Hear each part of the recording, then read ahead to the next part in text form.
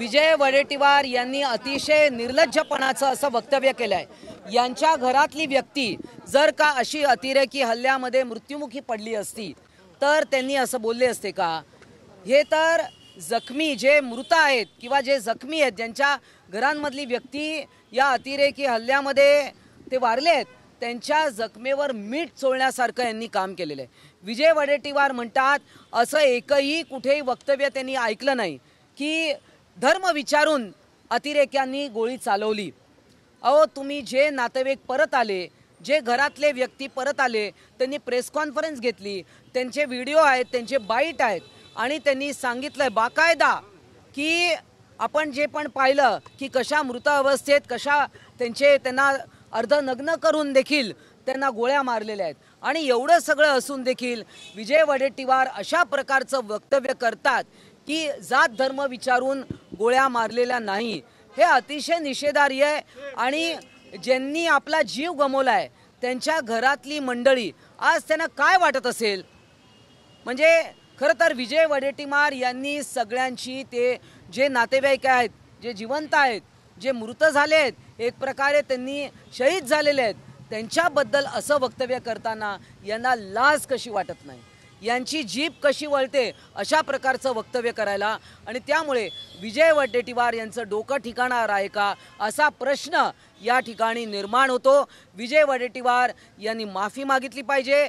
त्याचबरोबर काँग्रेसच्या अनेक लोकांनी अशा प्रकारचं निर्लज्जासारखं वक्तव्य केलं आहे ते म्हणजे कर्नाटकचे एक्साईज मिनिस्टर हे RB टिम्मापूर त्यांनी म्हटलं आहे, सिद्धरमैया जे काँग्रेसचे तिकडचे मुख्यमंत्री आहेत त्यांनी सुद्धा म्हटलं आहे की पाकिस्तान चा हात नसेल, म्हणजे ते दुसरे एक सैफुद्दीन सोज त्यांनी असं म्हटलं आहे की जर का पाकिस्तान म्हणतंय की आमचा हात नाही आहे तर आपण ते मान्य केलं पाहिजे।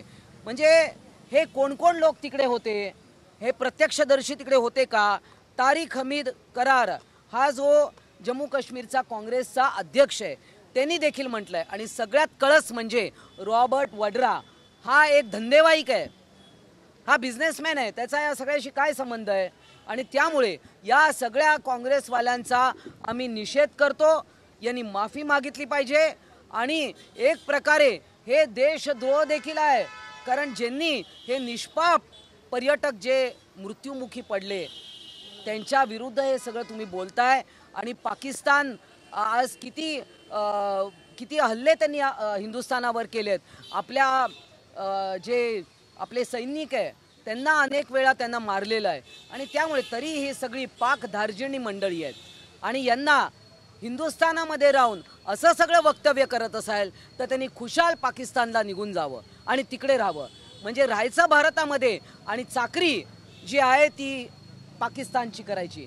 त्यामुळे हे सगळे लोक आहेत त्यांना आम्ही इशारा देतो शिवसेनेच्या वतीने। आज आमचे मुख्य नेते आणि महाराष्ट्राचे उपमुख्यमंत्री एकनाथजी शिंदे हे स्वतः तिकडे 3 दिवस तळ ठोकून होते आणि सगळ्या पर्यटकांची सुटका केली त्यांनी। महाराष्ट्र सरकारने आज केवढं मोठं पाऊल उचललं। माननीय देवेंद्र फडणवीस देखील त्यांच्या आदेशावरून दुसरे पण मंत्री गेले, परंतु माननीय एकनाथजी शिंदे हे स्वतः हे सगळं मॉनिटर करत होते।